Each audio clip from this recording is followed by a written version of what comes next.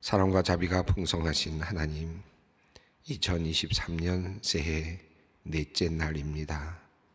이른 아침에 아버지의 사랑과 보호하심을 바라며 주님 앞으로 나왔습니다. 오늘도 우리에게 호흡할 수 있는 힘을 주시고 일어나 걸을 수 있는 건강 주셔서 이렇게 기도하고 찬양하며 주님의 말씀 듣게 하시니 감사합니다. 세상에는 우리를 즐겁게 하고 우리의 관심을 끄는 일들이 많습니다. 그러나 누구보다 우리를 사랑하시고 아끼시는 아버지 품 안에서 아버지와 대화하고 아버지의 마음을 느끼는 이 시간이 우리는 참 좋고 소중합니다.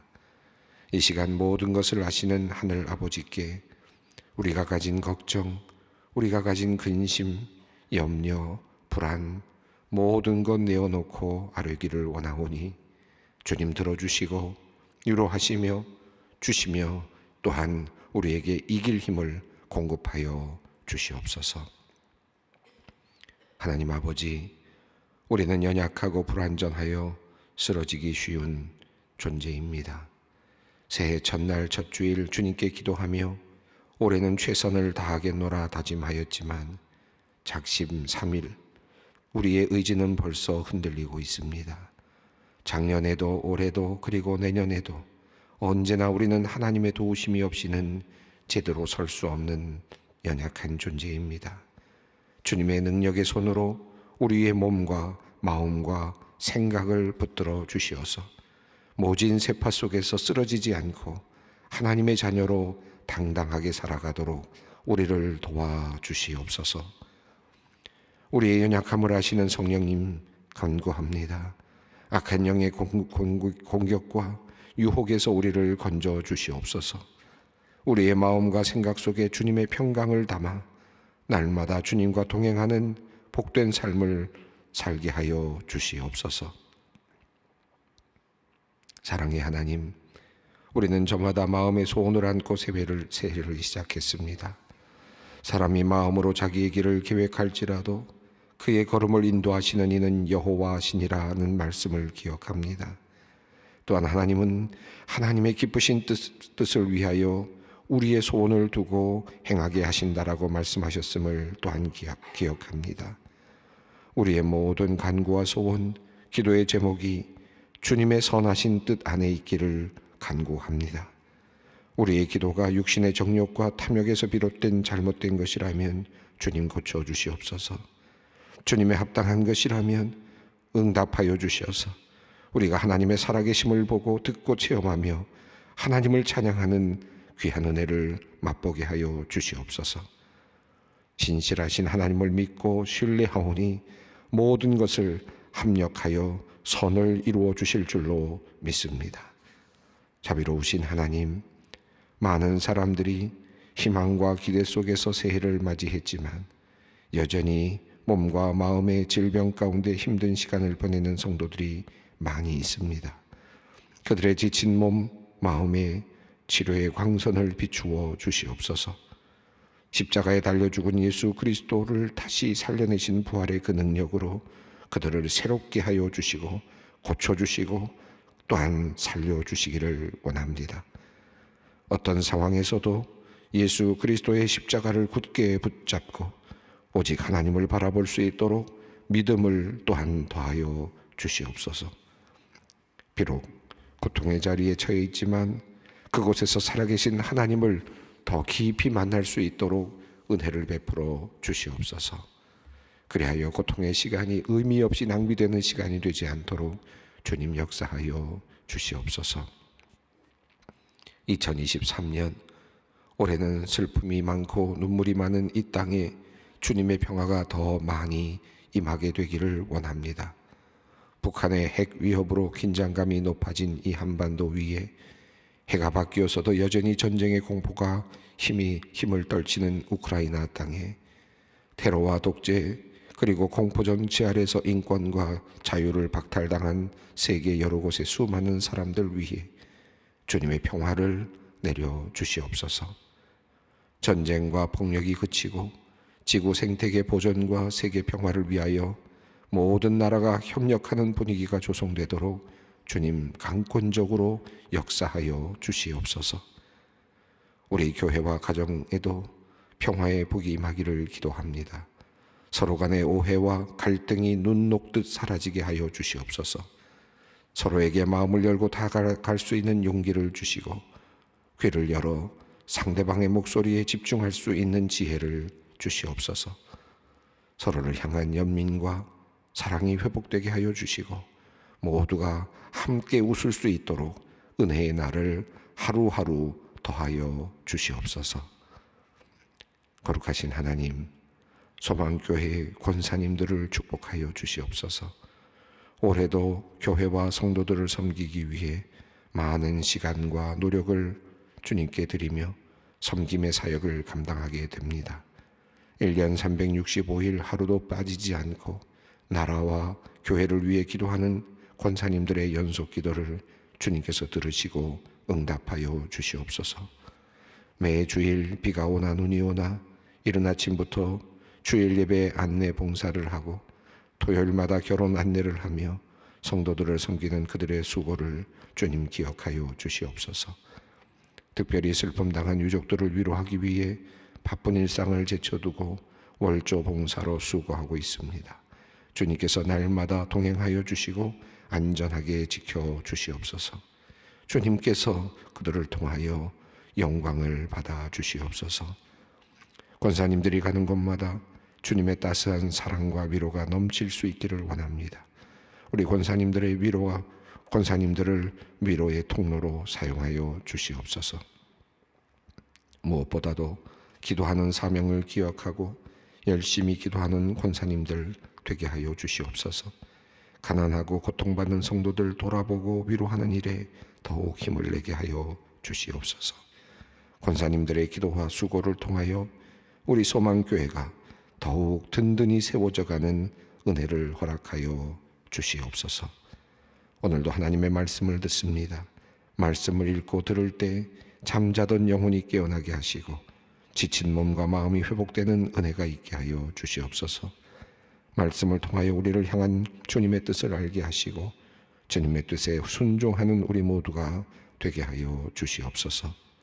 우리 주 예수 그리스도의 이름으로 기도드립니다. 아멘.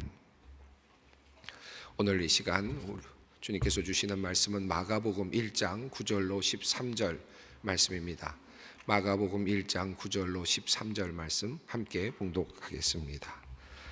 그때에 예수께서 갈릴리 나사렛으로부터 와서 요단강에서 요한에게 세례를 받으시고 곧 물에서 올라오실새 하늘이 갈라짐과 성령이 비둘기같이 자기에게 내려오심을 보시더니 하늘로부터 소리가 나기를 너는 내 사랑하는 아들이라 내가 너를 기뻐하노라 하시니라. 성령이 곧 예수를 광야로 몰아내신지라. 광야에서 40일을 계시면서 사탄에게 시험을 받으시며 들짐승과 함께 계시니 천사들이 수종하더라. 아멘. 우리가 마가복음을 시작했습니다. 이 마가복음은 예수님의 탄생에 대한 이야기가 생략되어 있고 그리고 예수님으로부터 시작되는 구원의 메시지가 아주 뭐랄까요, 급진적이라 그럴까요? 긴박하게 그래서 아주 어떤 이야기로 말하면 아주 급전해 나가는 그런 방식으로 전개가 되고 있습니다. 이제 예수 그리스도 이 복음의 시작이라고 하는 문구로 시작이 되었고 바로 이어서 구약의 문장 두 문장이 나왔습니다. 하나는 심판과 관련된 내용 그리고 하나는 구원과 관련된 내용. 이 두 가지를 이루실 분으로서 오시는 예수 그리스도에 대한 큰 하나의 서원이 선포되었고 그리고 나서 바로 이어서 세례 요한에 대한 말씀이 나왔는데 세례 요한에 대한 내용도 아주 짧게 구성이 되어 있습니다.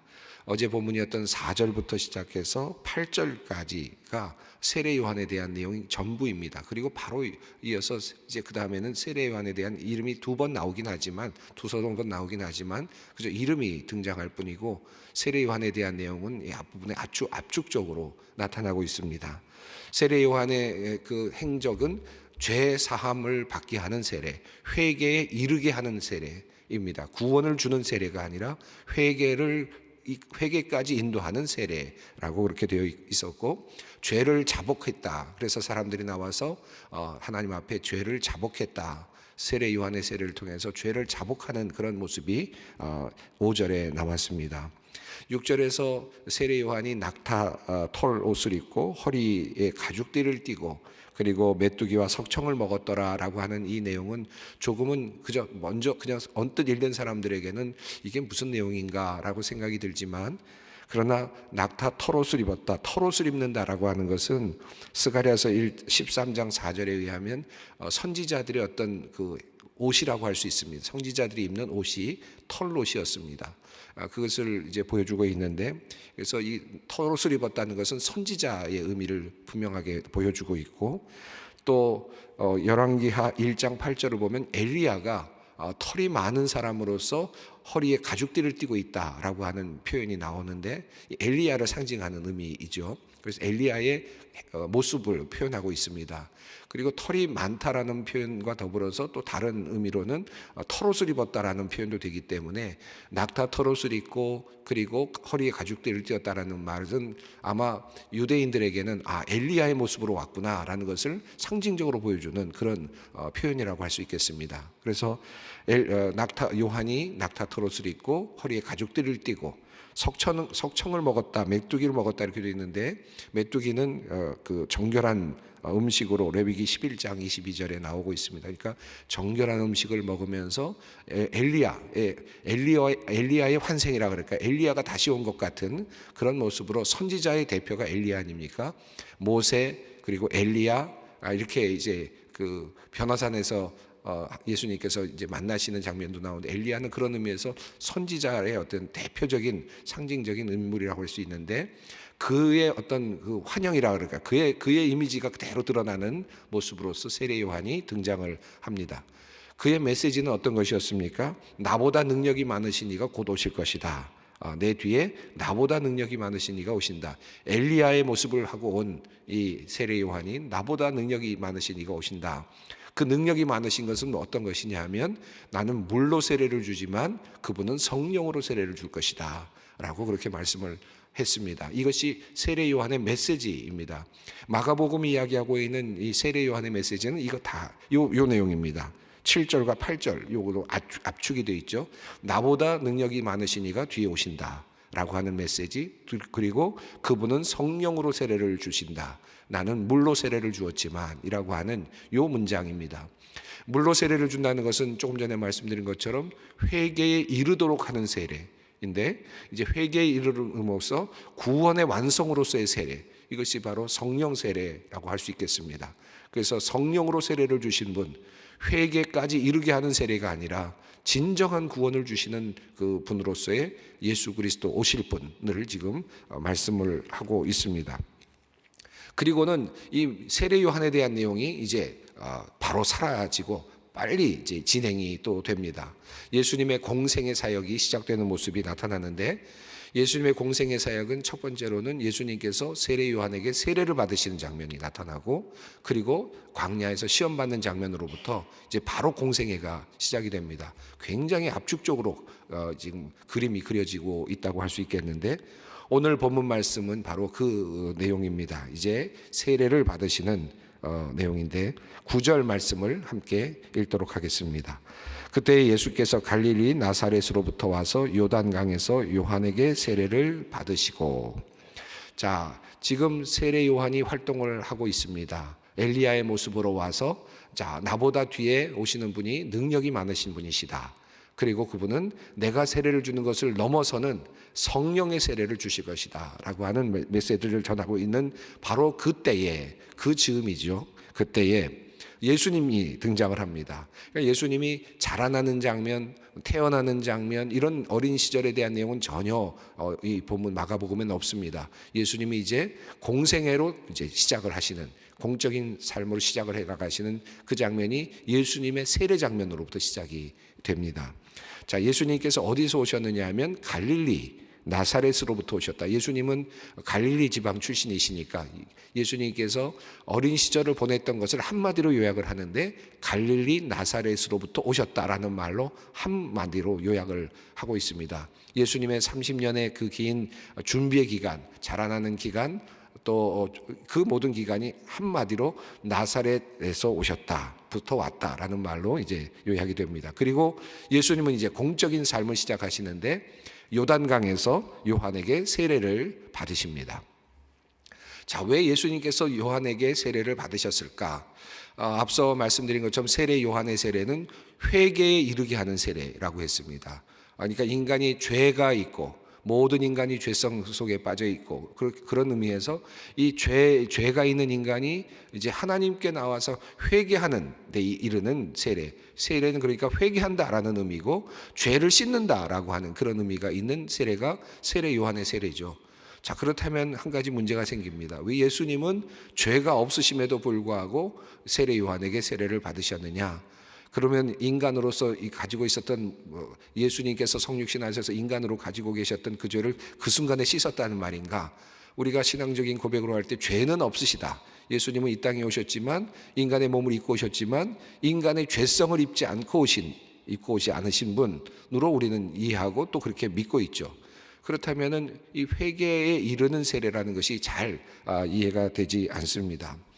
이 문장에 대해서 참 많은 고민들이 있는데 우선 몇 가지 해석들이 있습니다. 우선 첫 번째로는 아마 그 이유가 다 함께 어우러진다고 생각하는데 세례 요한에게 세례를 받으시고 그리고 이제 성령 세례를 주시는 이 공적인 세례를 사역을 시작하시는 이 모든 것들은 하나님의 전체적인 섭리, 이제 앞서가는 길을 예비하는 존재가 나오고 그리고 또 그 뒤를 따라서 진정한 예수 그리스도께서 구원자가 오시는 이 하나님의 구원의 큰 그림, 하나님의 구속사라고 하겠죠. 구속사의 그 그림 전체, 그 하나님의 섭리 이런 것들을 모두 인정하시면서 그 안에서 세례 요한이 가지고 있는 역할을 인정하시는 하나의 의미로 이해할 수 있을 것 같습니다. 그래서 이렇게 함으로써 하나님의 의가 이루어진다. 하나님의 모든 뜻이 이루어진다. 성경에서 말씀했던 그 모든 것들이 완전히 참으로 이루어지게 하기 위한 하나의 굉장히 중요한 과정으로서 예수님께서 세례를 받으셨다라고 그렇게 볼 수 있겠죠. 그러나 그것보다 더 중요한 것은 아마도 두 번째 제가 말씀드리고 싶은 것이 아마 가장 중요한 것이라고 생각하는데 예수님은 죄가 없는 분이시죠. 죄가 없으신 분이십니다. 그런데 모든 인간이 가지고 있는 운명, 죄가 있는 운명, 그리고 죄를 회개해야만 하는 그 운명에 예수님께서도 함께 동참해 주시고 그 자리에까지 같이 나가 주시는, 그래서 같은 인간으로서 모든 것들을 같이 괴율하시는 그와 같은 모습으로 이 세례 요한의 세례에 함께 하셨다라고 볼 수 있지 않을까 생각합니다. 예수님에게 회개의 세례는 불필요하지만 그러나 예수님께서는 모든 인간이 가지고 있는 그 죄성 때문에 이 회개의 세례까지 나가야 되는 그 인간의 모든 굴레, 죄를 짊어지고 있는 인간의 모든 굴레까지도 함께 가주시는 그 모습으로 이 두 번째 의미가 있다고 할 수 있겠습니다. 또 세 번째 의미는 이것이 하나의 공적인 세례 요한의 세례는 회개에 이르는 세례였는데 부족한 세례입니다. 미완의 세례이죠. 회개까지 이르는 세례입니다. 그런데 이 미완의 세례까지 예수님께서 함께 동참하신 후에 이 세례를 완전히 뒤바꿔 놓으시는, 완전히 트랜스폼 하시는, 그래서 성령 세례로 이 세례를 바꿔버리시는, 그래서 부족했던 것들이 이제 완전해지는 그런 의미로서의 하나의 또 다른 의미가 있다고 볼 수 있겠습니다. 그래서 예수님께서는 이제 세례를 세례 요한에게 받으시지만 죄가 있어서 받으신 것이 아니고 죄를 회개하기 위해서 받으신 게 아니라 하나님의 큰 뜻을, 구원사를 이루기 위한 하나의 큰 그림 안에서, 그리고 죄 안에 있는 인간과 함께 하시는 의미로, 더 나아가서 그 안에 들어가셔서 그것을 바꾸셔서 성령 세례로 이제 뒤바꿔 놓으시기 위한 하나의 의미로서 예수님께서 세례 요한에게 세례를 받으셨다라고 그렇게 이해할 수 있을 것 같습니다. 자, 이렇게 세례 요한에게 세례를 받으신 장면이 단 한 줄로만 나오는데, 세례를 받으시는 장면, 그리고 10절 말씀을 읽겠습니다. 곧 물에서 올라오실새 하늘이 갈라짐과 성령이 비둘기같이 자기에게 내려오심을 보시더니. 여기 9절과 10절에 우리가 헬라어로 보면 재미있는 표현들이 나오는데, 이게 완전히 물에 잠겼다가 올라오신다라고 하는 것을 느낄 수 있는 건데, 에이스라고 하는 그 전치사가 있고 에크라고 하는 전치사가 나옵니다. 에이스라는 말은 into의 의미가 있으니까 물 속으로 들어간다라고 하는 의미가 있고, 이게 9절 앞에 나온 세례를 받으셨다라고 할 때 그런 단어가 나오고요.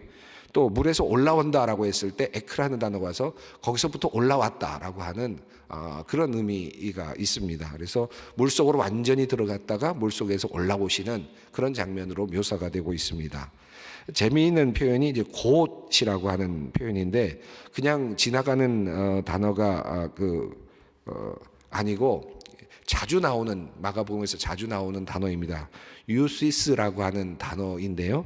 여기서 곧 바로라고 하는 뜻인데, 굉장히 그 속도감이 있는 그런 단어입니다. 즉각적으로, 즉시, 바로, 그리고 곧장이라는 그런 뜻을 가지고 있습니다. 이 마가복음이 굉장히 그 속도감 있게 이게 전개가 되는데, 바로 이렇게 전개가 됩니다. 유시스라는 단어, 그리고 유데오스라는 단어도 나오는데, 여기서는 같은 연관된 단어인데 여기서는 유시스라고 하는 단어가 사용됐습니다. 어쨌든 마가복음에만 이 유시스라는 단어가 42번 나오는데, 지금 여기 첫 번째로 등장을 하고 있습니다. 계속 이제 나올 것입니다. 예수님께서 물속에 딱 곧 들어갔다가 바로 이제 나오시는데, 그때 어떤 일이 일어났느냐 하면 하늘이 갈라졌다라는 표현이 나왔습니다. 하늘이 갈라졌다라는 것은 이제 하늘로부터 무엇인가가 내려오는, 하늘과 땅 사이에 그 관계에 어떤 막혔던 것이 열리는, 막혀있던 어떤 부분이 열리는, 하늘의 것이 들어올 수 있는 공간이 만들어지는 것이죠. 하늘이 갈라지는 모습이 나왔고, 성령이 비둘기같이, 비둘기의 모습으로 성령이라고 하는 성령이 들어오는 것을 보셨다라고 하는 거예요. 자기에게 내려오셨다라고 되어 있는데, 헬라어로 보면 그 안으로 들어왔다라는 표현입니다. 예수님 안으로 성령이 들어오고 있는 장면을 표현하고 있습니다. 11절 말씀을 읽겠습니다. 하늘로부터 소리가 나기를 너는 내 사랑하는 아들이라 내가 너를 기뻐하노라 하시니라. 세 번째로는 소리가 났습니다.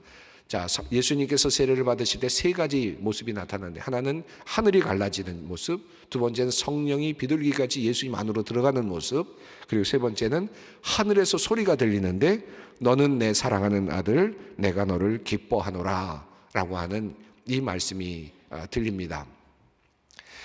지금까지 모든 인간들 중에서 어느 누구도 하나님을 기쁘시게 해드리는 사람이 없었는데, 사실은 잠시 기쁘게 하지만 결국은 또 무너지고 또 무너지는 것이 인간의 모습이었는데, 이제 예수님을 보시면서 하나님께서 정말 내 사랑하는 아들, 정말 내가 기뻐하는 존재, 사람의 몸을 입고 왔지만 그러나 내가 정말 사랑스러워하는 내 아들이다 라고 하는 하나님의 고백을 하시는 그런 장면이라고 할 수 있겠습니다. 얼마나 사랑스럽겠나.